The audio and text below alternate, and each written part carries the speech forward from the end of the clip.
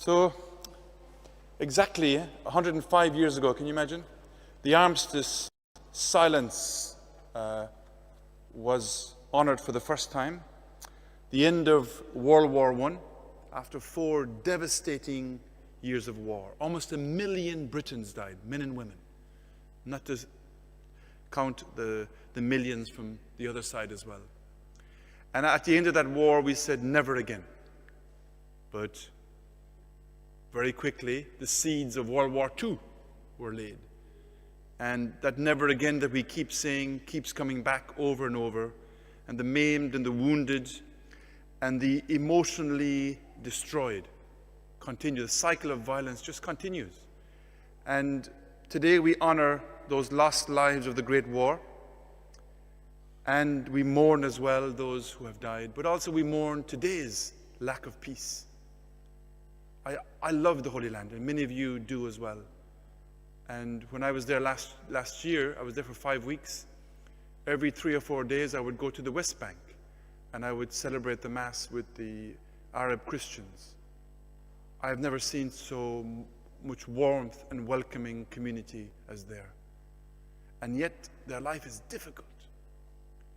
And I do not know Gaza, but I know there's thousands of Christians there, Arab Christians there as well. But whether it be Ukraine, the flower of youth is dead or dying. The flower of the Russian youth, most of them don't want to fight. They're dying. The flower of many Israeli youth were killed on the 7th of October. And the flower of Gaza, their youth are dying as we speak. It's tragic that in the world we live in today, we're still killing each other. When I was in Africa, in Congo, in the 90s, 5 million people were killed. That hardly even got headline here in Europe. We can be such a beautiful species, the human species, and yet we can be so brutal and horrible as well. And I don't know if you remember, in the Imperial War Museum, there was like a centenary exhibition. And one of the things that I found really powerful was the recording on the very moment there was the armistice, 11 a.m. in the morning, 11th of November, 1918. And you can hear the cannons roaring, and it counts the clock up. And at 10:59, they stop. And a minute later, you can hear birds singing. And a few minutes later, you can hear men weeping. It's really powerful to see that. And that silence we honor today honors the beauty of peace and the power of peace.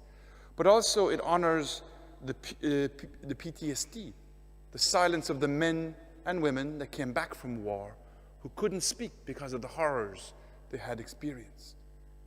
So the silence we have today is very powerful. And I always think of Psalm 51. You know, it's a psalm where David he went to the house of a priest, Abimelech, and he was hungry. So Abimelech gave him the bread from the tabernacle, you could say. And Saul heard about this, and he sent his men, led by Doeg the Edomite, and they massacred the whole family, 80 people.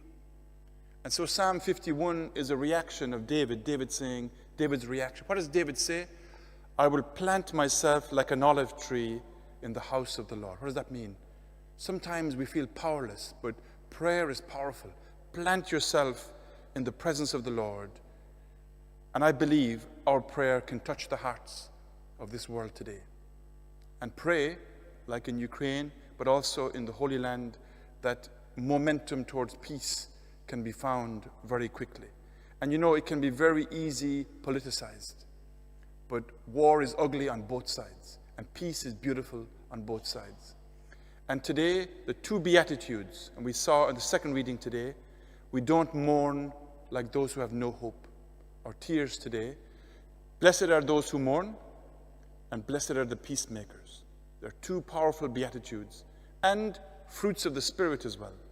And the mourning used in the Gospel of Matthew is the mourning of a little child, of somebody who's lost a little child. It's heartbreak mourning. And Jesus wept for his friends. He wept twice for Lazarus, but also he wept over Jerusalem. And St. Augustine, when his mother died, he didn't want to mourn because he felt that he wasn't dignified of a Christian. And he held it back, and he held it back. You can read this in the Confessions. Until one day, the dam broke, and he cried for a week. And he said his tears were like a pillow for his soul. They brought him peace. So happy are those who mourn. I think many of those involved in whether it be in Ukraine or in the Holy Land, they can't mourn yet. But they want us to mourn for them. And we can mourn for them. And Jesus wept over the city of Jerusalem. And boy, would he weep today.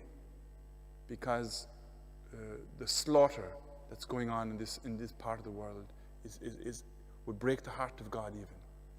Psalm 138, the day I cried out to you, O Lord, the day I mourned, you answered me with strength. Blessed are the peacemakers, shalom. The word in the gospel, Irene, in Greek means to weave a tissue together, to repair. Like you know when they were repairing the nets by the Sea of Galilee? That's the word used. Peace is when you put your soul back together and you weave the tissues together with the presence of God and you become a strong person. That's a deep peace. The opposite of the word shalom is diabolos, which is the word for the devil. He scatters, he divides us. He puts us into camps and divisions. My peace I give you, not as the world gives it to you, I give it to you. Remember that storm when Jesus walked on the Sea of Galilee?